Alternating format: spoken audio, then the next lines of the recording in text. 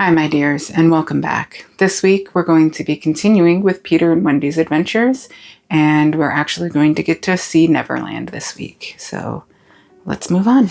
Chapter 4, The Flight. Second to the right and straight on till morning. That, Peter had told Wendy, was the way to Neverland. But even birds, carrying maps and consulting them at windy corners, could not have sighted it with these instructions. Peter, you see, just said anything that came into his head. At first, his companions trusted him implicitly, and so great were the delights of flying that they wasted time circling round church spires or any other tall objects on the way that took their fancy. John and Michael raced, Michael getting the start. They recalled with contempt that not so long ago they had thought themselves fine fellows for being able to fly around a room. Not so long ago, but how long ago? They were flying over the sea before this thought began to disturb Wendy seriously. John thought it was their second sea and their third night. Sometimes it was dark and sometimes light, and now they were very cold and again too warm. Did they really feel hungry at times, or were they merely pretending because Peter had such a jolly new way of feeding them? His way was to pursue birds who had food in their mouths suitable for humans and snatch it from them. Then the birds would follow and snatch it back, and they would all go chasing each other gaily for miles, parting at last with mutual expressions of goodwill. But Wendy noticed with gentle concern that Peter did not seem to know that this was rather an odd way of getting your bread and butter, nor even that there were other ways. Certainly, they did not pretend to be sleepy. They were sleepy, and that was a danger, for the moment they popped off, down they fell. The awful thing was that Peter thought this was funny. "There he goes again," he would cry gleefully as Michael suddenly dropped like a stone. "Save him! Save him!" cried Wendy, looking with horror at the cruel sea far below. Eventually, Peter would dive through the air and catch Michael just before he could strike the sea, and it was lovely the way he did it. But he always waited till the last moment, and you felt it was his cleverness that interested him and not the saving of human life.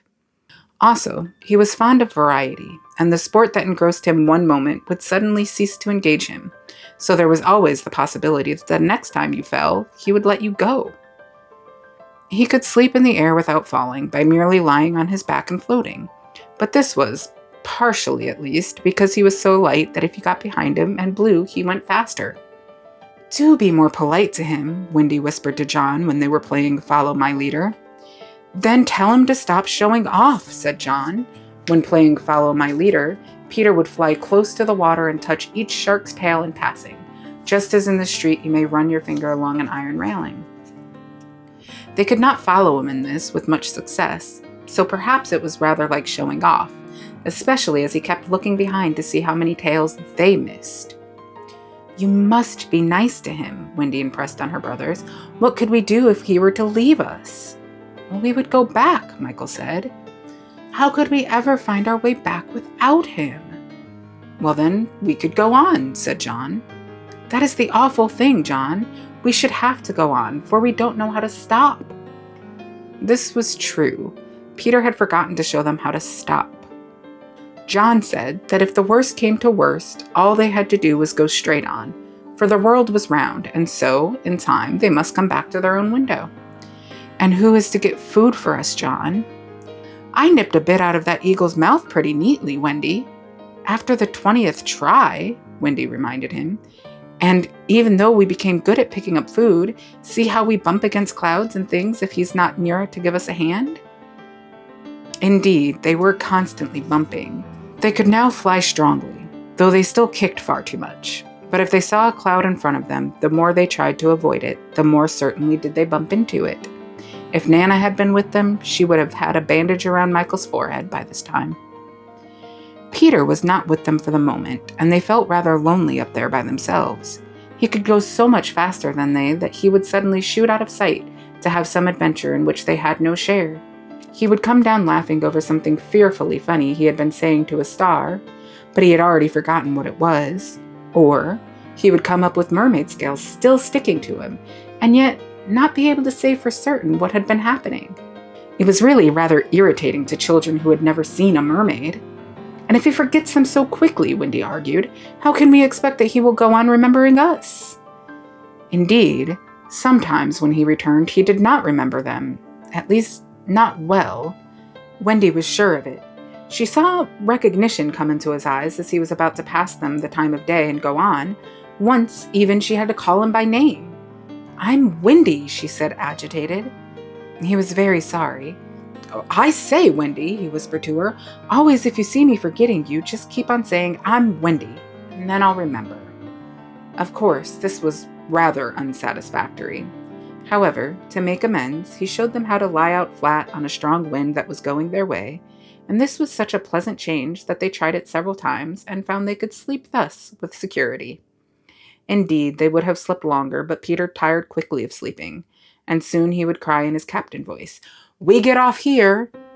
So with occasional tiffs, but on the whole rollicking, they drew near the Neverland, for after many moons they did reach it, and what is more, they had been going pretty straight all the time, not perhaps so much owing to the guidance of Peter or Tink, as because the island was out looking for them. It is only thus that anyone might sight those magic shores. "There it is," said Peter calmly. "Where? Where?" "Where all the arrows are pointing." Indeed, 1,000,000 golden arrows were pointing it out to the children, all directed by their friend the sun, who wanted them to be sure of their way before leaving them for the night. Wendy and John and Michael stood on tiptoe in the air to get their first sight of the island. Strange to say, they all recognized it at once, and until fear fell upon them, they hailed it, not as something long dreamt of and seen at last, but as a familiar friend to whom they were returning home for the holidays. "John, there's the lagoon! Wendy, look at the turtles burying their eggs in the sand! I say, John, I see your flamingo with the broken leg. Look, Michael, there's your cave! John, what's that in the brushwood? It's a wolf with their whelps, Wendy. I do believe that's your little whelp. There's my boat, John, with her side stove in." "No, it isn't. Why, we buried your boat. That's her at any rate. I say, John, I see the smoke of the redskin camp." "Where? Show me, and I'll tell you by the way the smoke curls whether they are on the warpath." "There, just across the mysterious river. I see now. Yes, they are on the warpath right enough." Peter was a little annoyed with them for knowing so much, but if he wanted to lord it over them, his triumph was at hand. For have I not told you that anon fear fell upon them? It came as the arrows went, leaving the island in gloom. In the old days, at home, the Neverland had always begun to look a little dark and threatening by bedtime. Then unexplored patches arose in it and spread. Black shadows moved about in them. The roar of the beasts of prey was quite different now, and above all, you lost the certainty that you would win. You were quite glad that the nightlights were in. You even liked Nana to say that this was just the mantelpiece over there, and that the Neverland was all make-believe. Of course, the Neverland had been make-believe in those days, but it was real now, and there were no nightlights, and it was getting darker every moment. And where was Nana? They had been flying apart, but they huddled close to Peter now. His careless manner had gone at last, his eyes were sparkling, and a tingle went through them every time they touched his body. They were now over the fearsome island, flying so low that sometimes a tree grazed their feet. Nothing horrid was visible in the air, yet their progress had become slow and labored, exactly as if they were pushing their way through hostile forces. Sometimes they hung in the air until Peter had beaten on it with his fists. "They don't want us to land," he explained. "Who are they?" Wendy whispered, shuddering. But he could not or would not say. Tinker Bell had been asleep on his shoulder, but now he awakened her and sent her on in front. Sometimes he poised himself in the air, listening intently with his hand to his ear, and again he would stare down with eyes so bright that they seemed to bore 2 holes in the earth. Having done these things, he went on again. His courage was almost appalling. "Would you like an adventure now?" he said casually to John, "or would you like to have your tea first?" Wendy said tea first quickly, and Michael pressed her hand in gratitude. But the braver John hesitated. "What kind of adventure?" he asked cautiously. "There's a pirate asleep in the pampas just beneath us," Peter told him. "If you like, we'll go down and kill him." "I don't see him," John said after a long pause. "I do." "Suppose," John said, a little huskily, "he were to wake up?" Peter spoke indignantly. You don't think I would kill him while he was sleeping? I would wake him first and then kill him. That's the way I always do. I say, do you kill many? Tons. John said, how ripping, but decided to have tea first. He asked if there were many pirates on the island just now, and Peter said he had never known so many. Who is captain now? Hook, said Peter, and his face became very stern as he said that hated word. Jas Hook? Aye. Then indeed Michael began to cry, and even John could speak in gulps only, for they knew Hook's reputation. He was Blackbeard's bosun, John whispered huskily. He is the worst of them all.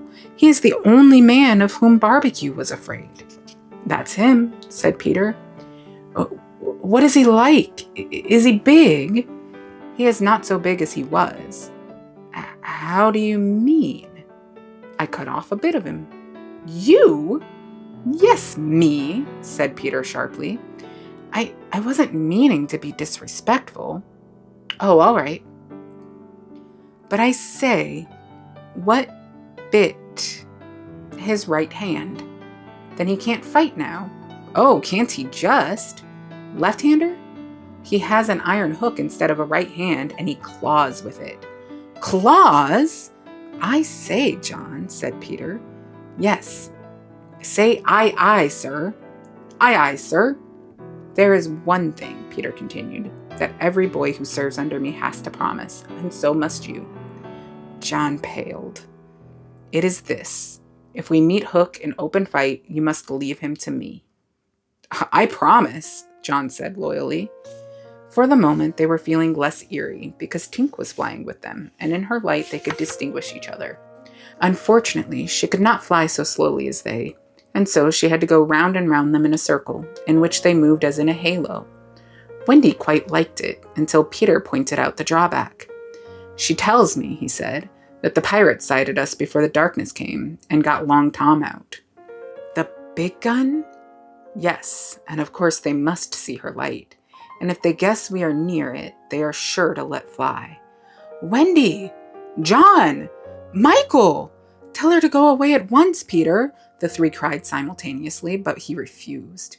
She thinks we have lost the way, he replied stiffly, and she is rather frightened. You don't think I would send her away all by herself when she is frightened? For a moment, the circle of light was broken, and something gave Peter a loving little pinch. Then tell her, Wendy begged, to put out her light. She can't put it out. That is about the only thing fairies can't do. It just goes out by itself when she falls asleep, same as the stars. Then tell her to sleep at once, John almost ordered. She can't sleep, except when she's sleepy. It's the only other thing fairies can't do. Seems to me, John growled, those are the only two things worth doing. Here he got a pinch, but not a loving one.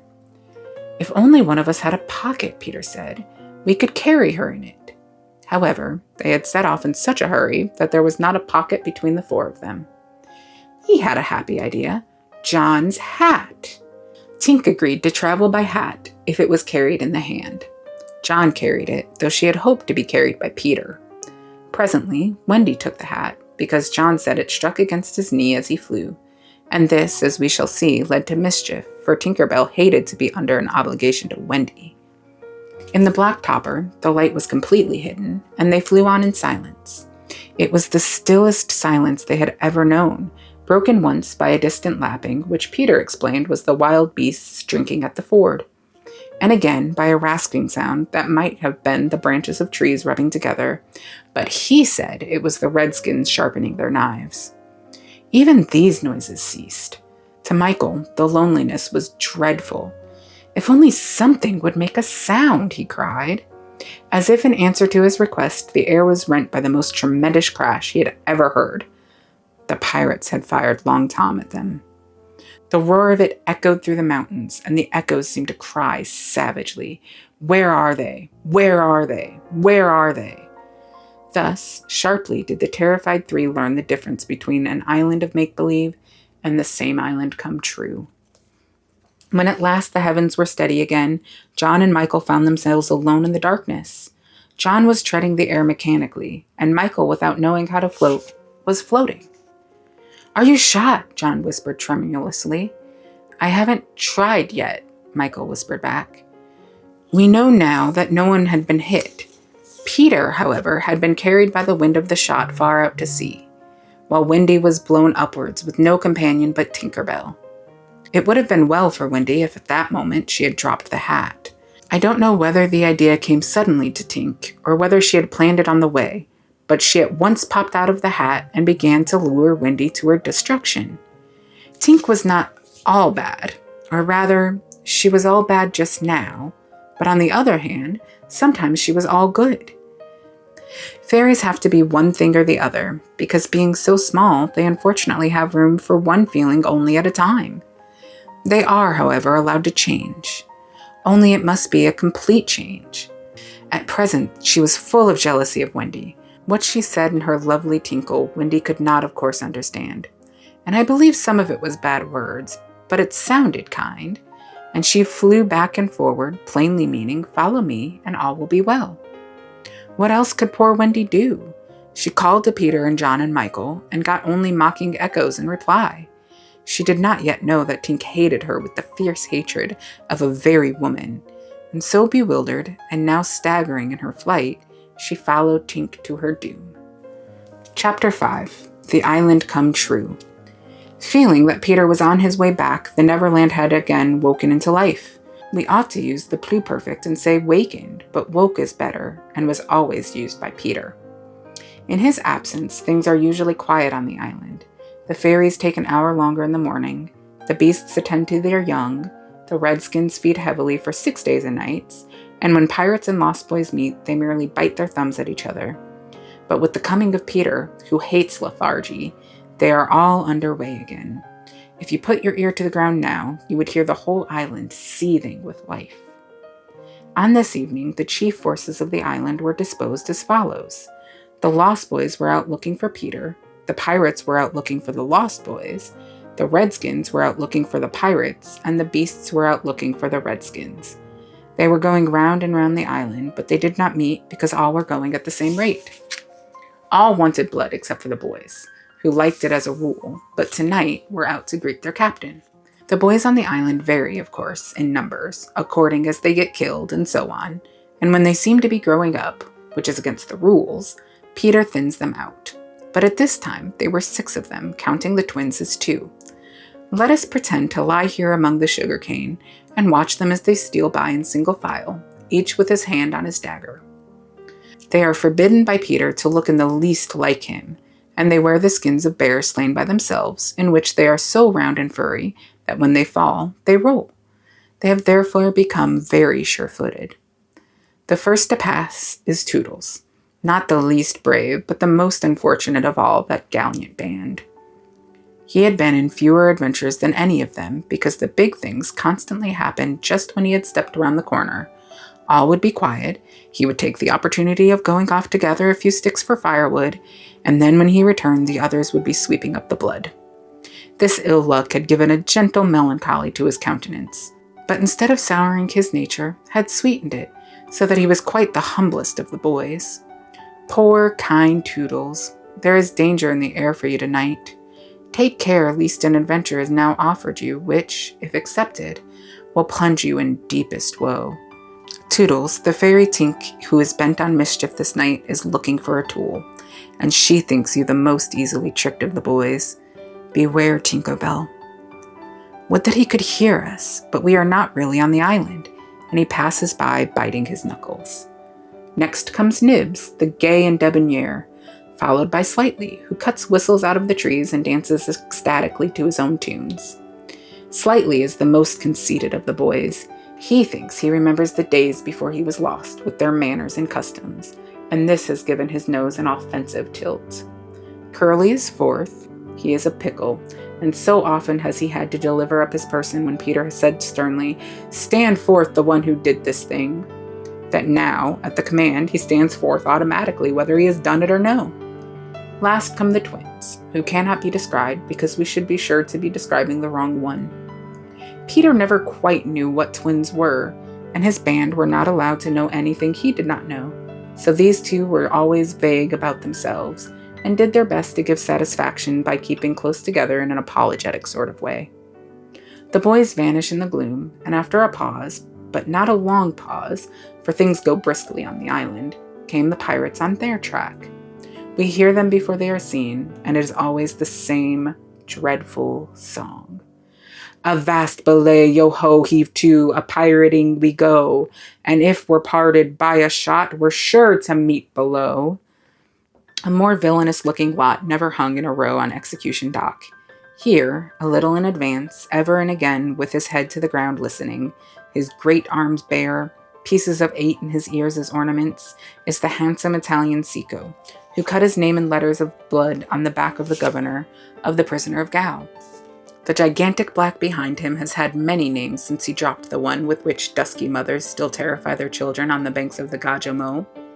Here is Bill Jukes, every inch of him tattooed, the same Bill Jukes who got 6 dozen on the Walrus from Flint before he dropped the bag of Moidres, and Cookson, said to be Black Murphy's brother, but this was never proved, and Gentleman Starkey, once an usher in the public school and still dainty in his way of killing, and Skylights, Morgan's Skylights, and the Irish Boatswain Smee, an oddly genial man who stabbed, so to speak, without offense, and was the only nonconformist in Hook's crew, and Noodler, whose hands were fixed on backwards, and Robert Mullins, an aft mason, and many another ruffian long known and feared on the Spanish Main. In the midst of them, the blackest and largest jewel in that dark setting, reclined James Hook, or as he wrote himself, Jas Hook, of whom it is said he was the only man that the sea cook feared. He lay at his ease in a rough chariot drawn and propelled by his men, and instead of a right hand he had the iron hook with which ever and anon he encouraged them to increase their pace. As dogs this terrible man treated and addressed them, and as dogs they obeyed him. In person he was cadaverous and black of eyes, and his hair was dressed in long curls which at a little distance looked like black candles, and gave a singularly threatening expression to his handsome countenance. His eyes were of the blue of the forget-me-not, and of a profound melancholy, save when he was plunging his hook into you, at which time 2 red spots appeared in them and lit them up horribly. In manner, something of the grand seigneur still clung to him, so that he even ripped you up with an air, and I have been told that he was a raconteur of repute. He was never more sinister than when he was most polite, which is probably the truest test of breeding, and the elegance of his diction, even when he was swearing, no less than the distinction of his demeanor, showed him one of a different caste from his crew. A man of indomitable courage, it was said of him that the only thing he shied at was the sight of his own blood, which was thick and of an unusual color. In dress, he somewhat apt the attire associated with the name of Charles II, having heard it said in some earlier period of his career that he bore a strange resemblance to the ill-fated Stuarts, and in his mouth he had a holder of his own contrivance which enabled him to smoke 2 cigars at once. But undoubtedly the grimmest part of him was his iron claw. Let us now kill a pirate to show Hook's method. Skylights will do. As they pass, Skylights lurches clumsily against him, ruffling his lace collar. The hook shoots forth, there is a tearing sound and 1 screech. Then the body is kicked aside, and the pirates pass on. He has not even taken the cigars from his mouth. Such is the terrible man against whom Peter is pitted. Which will win? On the trail of the pirates, stealing noiselessly down the warpath, which is not visible to unexperienced eyes, came the redskins, every one of them with his eyes peeled. They carry tomahawks and knives, and their naked bodies gleam with paint and oil. Strung around them are scalps, of boys as well as pirates, for these are the Pickaninny tribe, and not to be confused with the softer-hearted Delawares or the Hurons. In the van, on all fours, is Great Big Little Panther, a brave of so many scalps that in his present position they somewhat impede his progress. Bringing up the rear, the place of greatest danger, comes Tiger Lily, proudly erect, a princess in her own right. She is the most beautiful of dusky Dianas, and the belle of the Pickaninnies, coquettish, cold, and amorous by turns.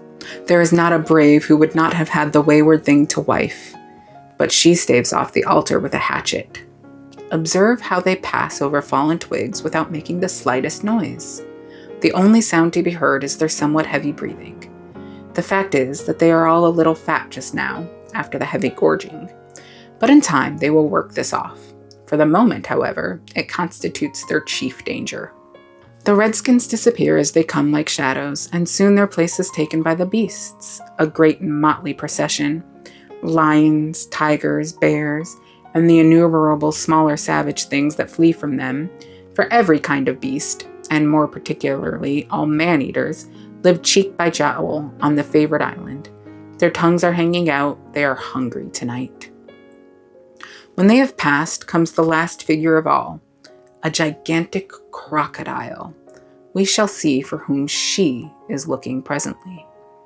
The crocodile passes, but soon the boys appear again, for the procession must continue indefinitely until one of the party stops or changes its pace.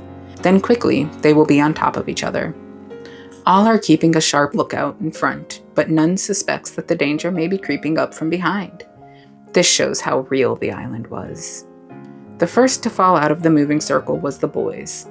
They flung themselves down on the sward, close to their underground home. "I do wish Peter would come back," every one of them said nervously, though in height and still more in breadth they were all larger than their captain.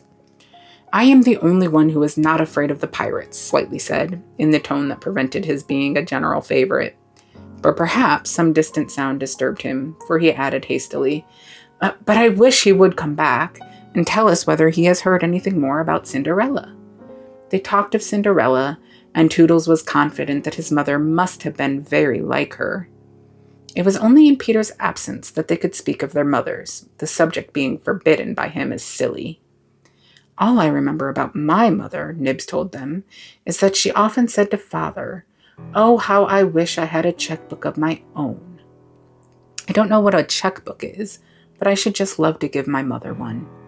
While they talked, they heard a distant sound. You or I, not being wild things of the woods, would have heard nothing, but they heard it, and it was the grim song.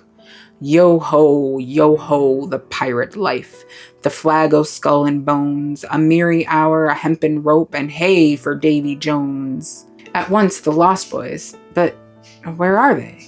They were no longer there. Rabbits could not have disappeared more quickly.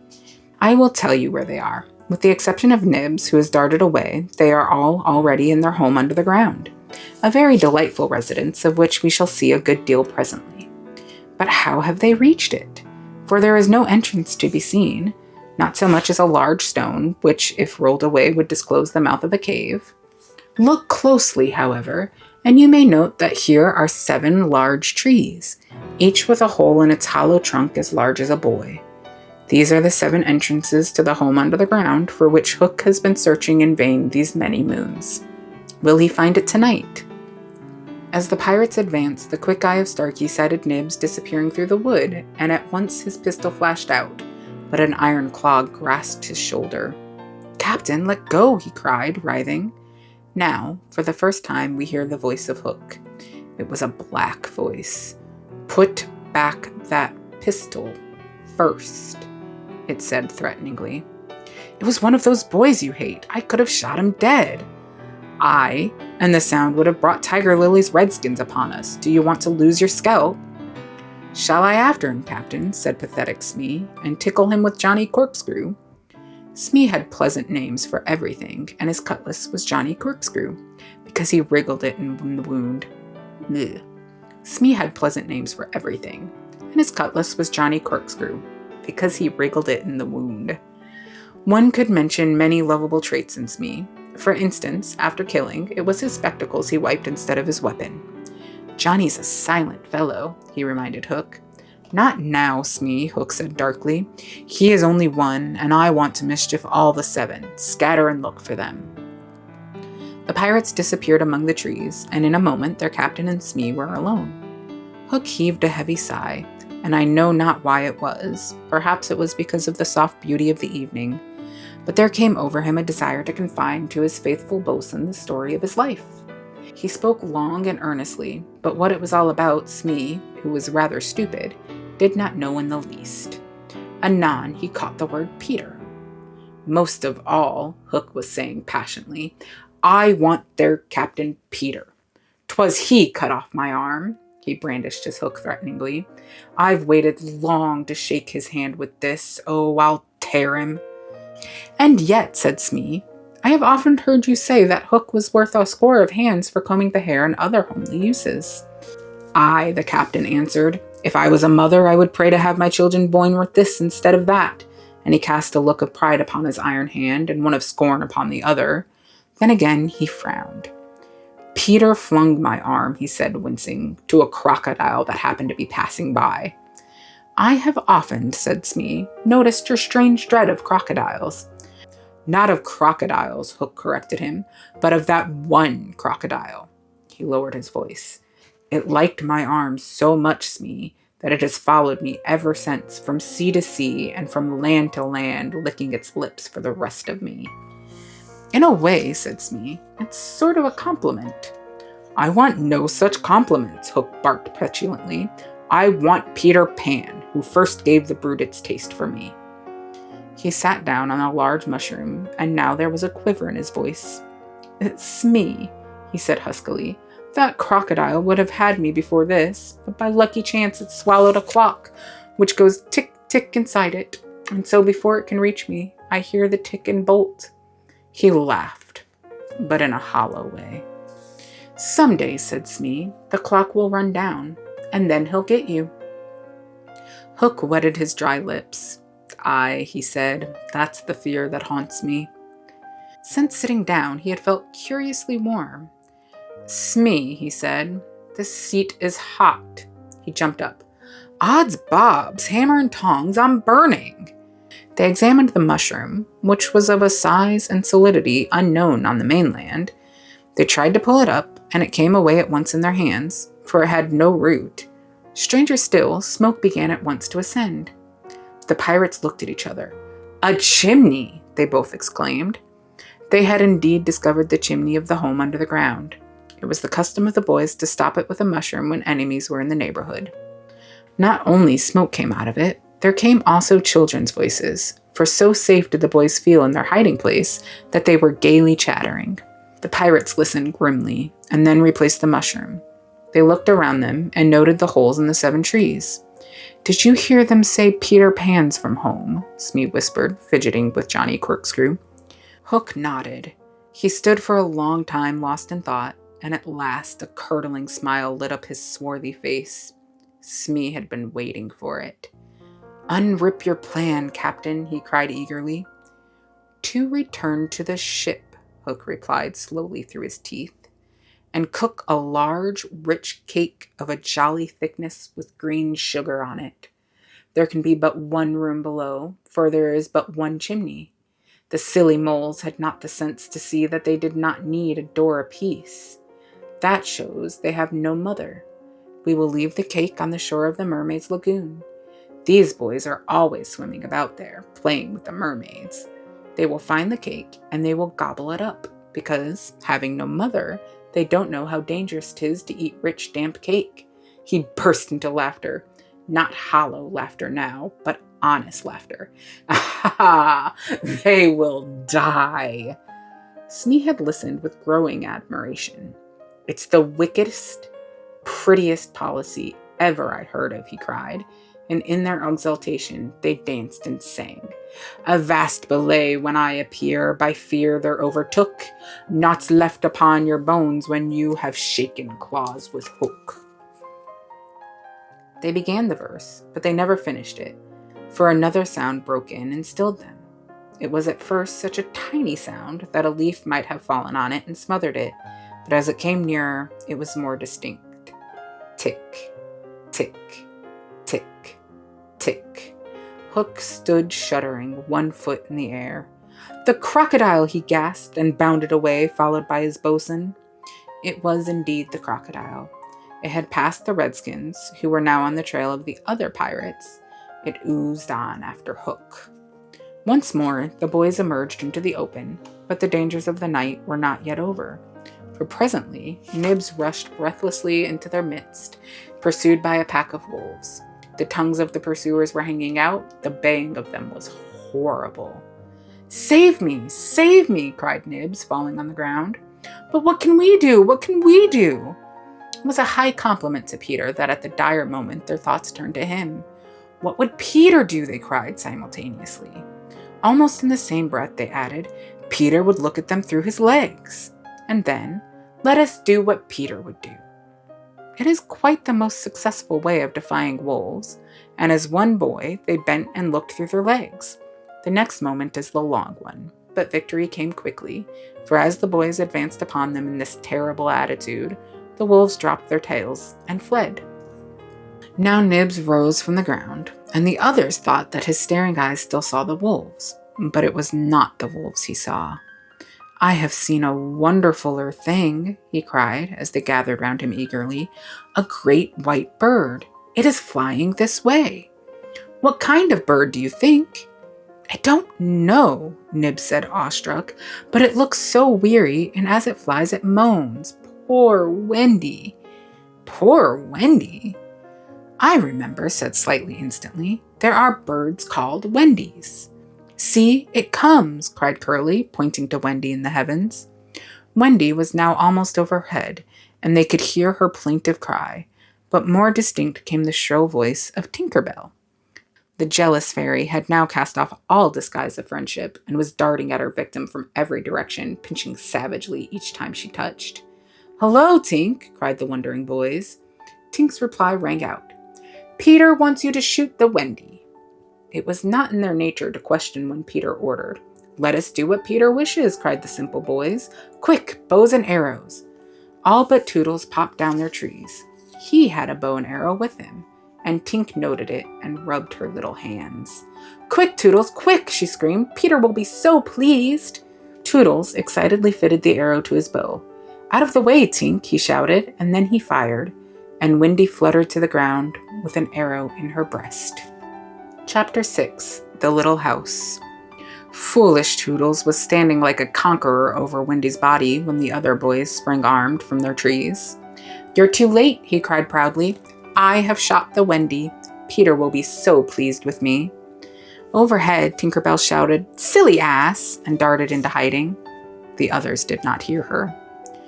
They had crowded around Wendy, and as they looked, a terrible silence fell upon the wood. If Wendy's heart had been beating, they would all have heard it. Slightly was the first to speak. "This is no bird," he said in a scared voice.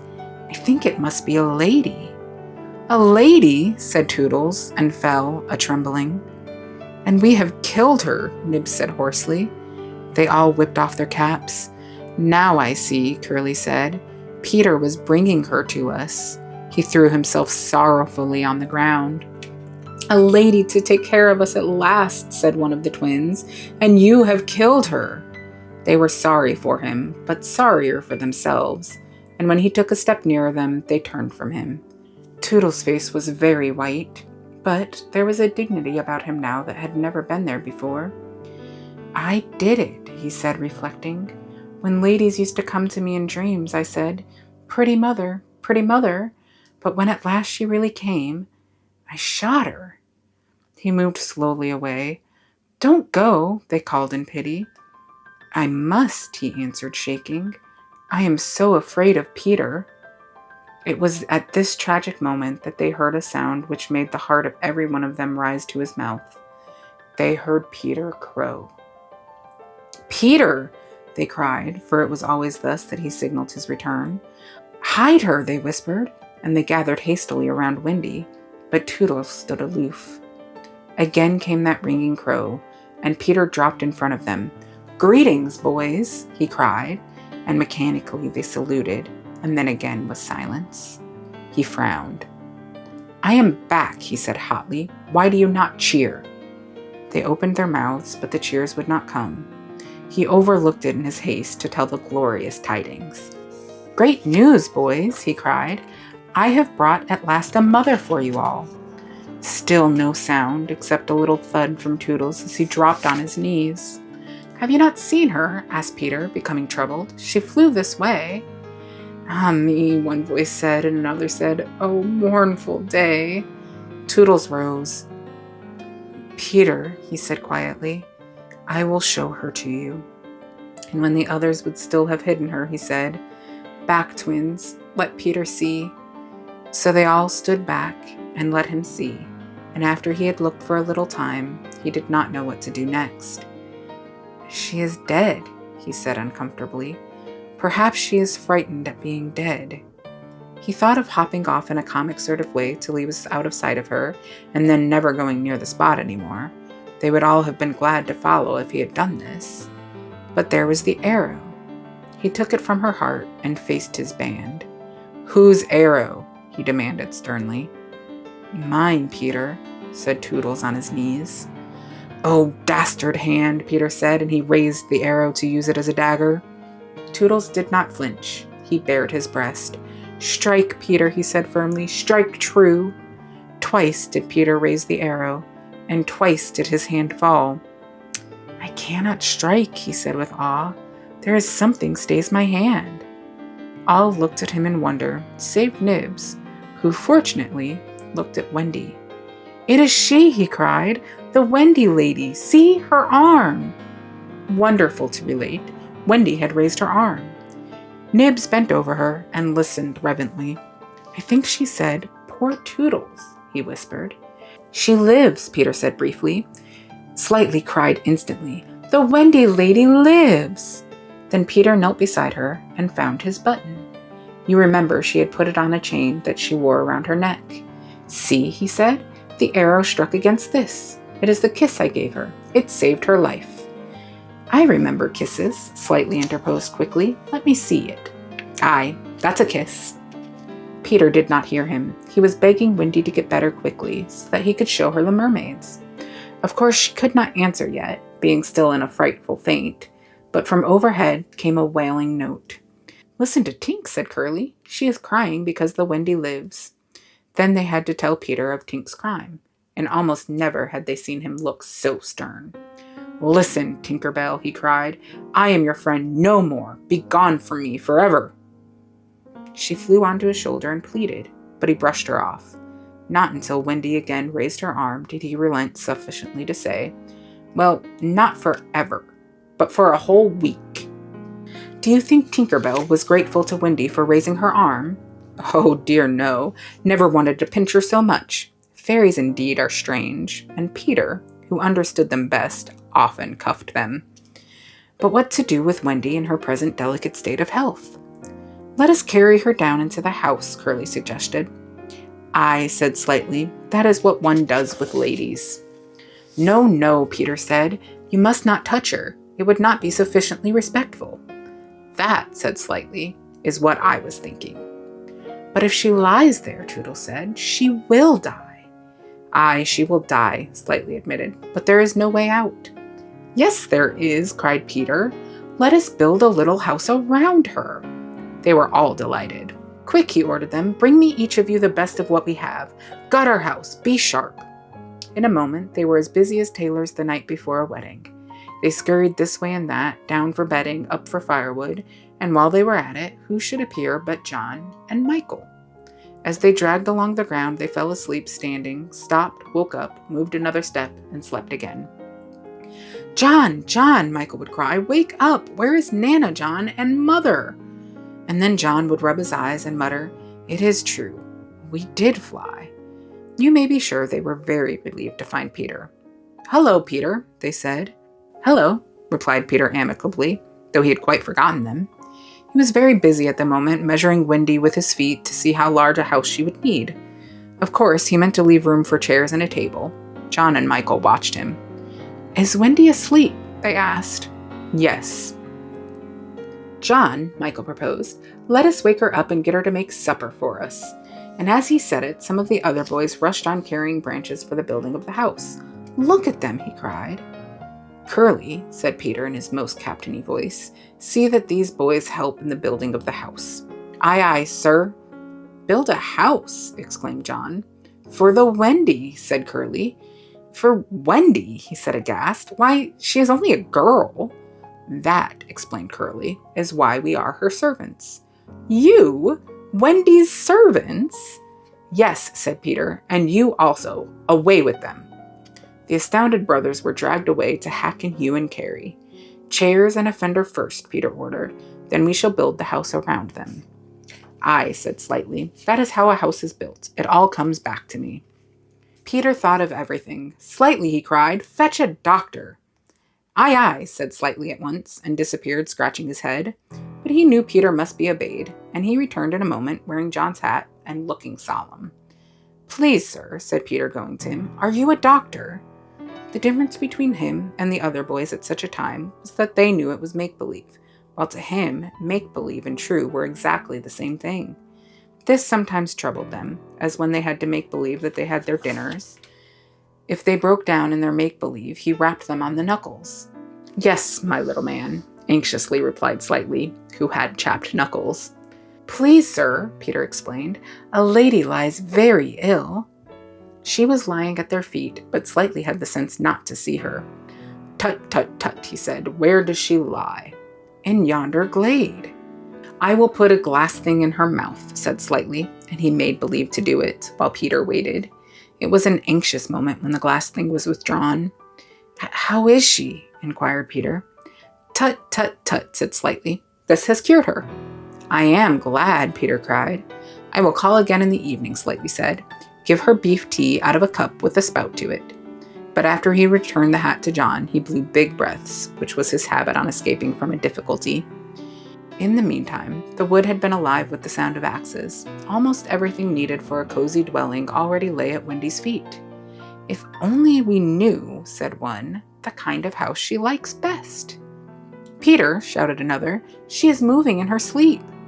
"Her mouth opens," cried a third, looking respectfully into it. "Oh, lovely." "Perhaps she is going to sing in her sleep," said Peter.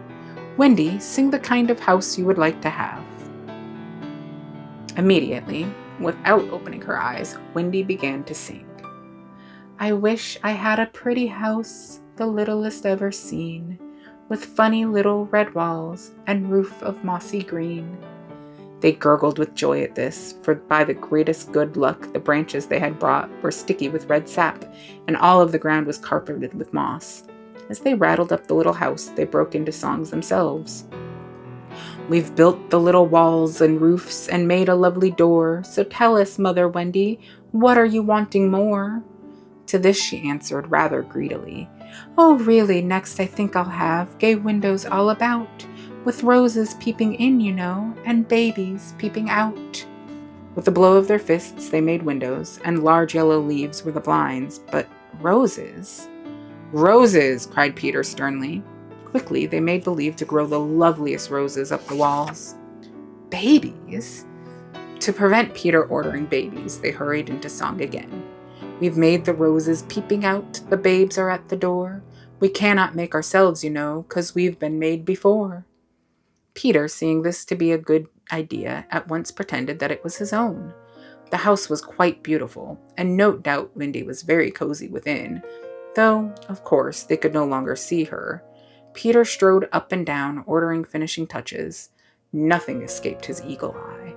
Just when it seemed absolutely finished, "There's no knocker on the door," he said. They were very ashamed, but Toodles gave the sole of his shoe, and it made an excellent knocker. Absolutely finished now, they thought. "Not a bit of it. There's no chimney," Peter said. "We must have a chimney." "It certainly does need a chimney," said John importantly. This gave Peter an idea. He snatched the hat off John's head, knocked out the bottom, and put the hat on the roof. The little house was so pleased to have such a capital chimney that, as if to say thank you, smoke immediately began to come out of the hat. Now really and truly it was finished. Nothing remained to do but to knock. "All look your best," Peter warned them. "First impressions are awfully important." He was glad no one asked him what first impressions are. They were all too busy looking their best. He knocked politely, and now the wood was still as the children. Not a sound to be heard except from Tinkerbell, who was watching from a branch and openly sneering. What the boys were wondering was, would anyone answer the knock? If a lady, what would she be like? The door opened, and a lady came out. It was Wendy. They all whipped off their hats. She looked properly surprised, and this was just how they had hoped she would look. "Where am I?" she said. Of course, Slightly was the first to get his words in. "Wendy, lady," he said rapidly, "for you we built this house." "Oh, say you're pleased," cried Nibs. "Lovely, darling house," Wendy said, and they were the very words they had hoped she would say. "And we are your children," cried the twins. Then all went on their knees and holding out their arms cried, "Oh, Wendy lady, be our mother." "Ought I?" Wendy said, all shining. "Of course, it's frightfully fascinating. But you see, I am only a little girl. I have no real experience." "That doesn't matter," said Peter, as if he were the only person present who knew all about it, though he was really the only one who knew the least. "What we need is just a nice motherly person." "Oh dear," Wendy said. "You see, I feel that is exactly what I am." It is, they all cried. "We saw it at once." "Very well," she said. "I will do my best. Come inside at once, you naughty children. I am sure your feet are damp. And before I put you to bed, I have just time to finish the story of Cinderella." In they went. I don't know how there was room for them, but you can squeeze very tight in the Neverland. And that was the first of the many joyous evenings they had with Wendy. By and by, she tucked them up in the great bed in the home under the trees, but she herself slept that night in the little house, and Peter kept watch outside with drawn sword, for the pirates could be heard carousing far away, and the wolves were on the prowl.